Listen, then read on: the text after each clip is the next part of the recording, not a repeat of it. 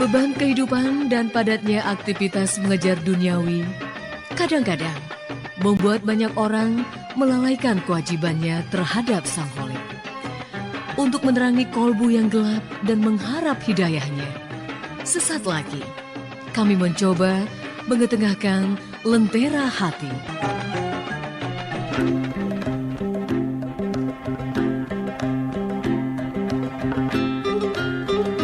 Assalamualaikum warahmatullahi wabarakatuh. Lentera Hati menemani Anda semua dengan kisah-kisah teladan Islami. Al-Kisah, ada seorang tukang batu yang tangannya dicium Rasulullah. Jadi awalnya, saat mendekati kota Madinah, di salah satu sudut jalan, Rasulullah Shallallahu Alaihi Wasallam berjumpa dengan seorang tukang batu. Ketika itu Rasulullah melihat tangan buruh tukang batu tersebut melepuh, kulitnya merah kehitam-hitaman seperti terpanggang matahari. Rasulullah, sang manusia agung itu pun bertanya, "Kenapa tanganmu kasar sekali?"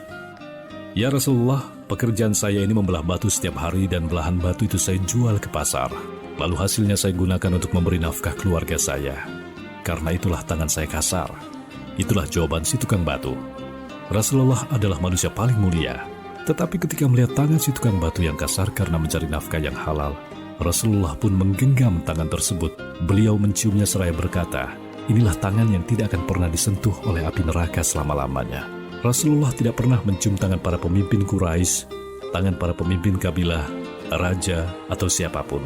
Sejarah mencatat hanya putrinya Fatimah Az-Zahra dan tukang batu itulah yang tangannya pernah dicium Rasulullah. Padahal tangan tukang batu yang dicium itu tangan yang telapaknya melepuh dan kasar karena membelah batu dan bekerja keras. Suatu ketika seorang laki-laki melintas di hadapan Rasulullah. Orang itu dikenal sebagai pekerja yang taat dan giat juga tangkas. Para sahabat kemudian berkata, "Wahai Rasulullah, andai bekerja seperti dilakukan orang itu dapat digolongkan sebagai jihad di jalan Allah, maka alangkah baiknya."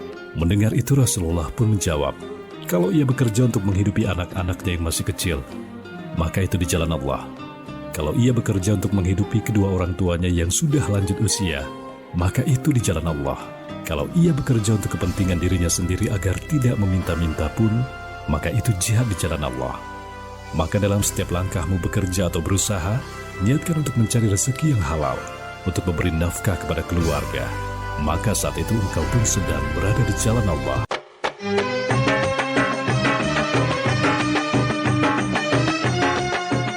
Demikian Lentera Hati. Terima kasih perhatian dan kebersamaannya.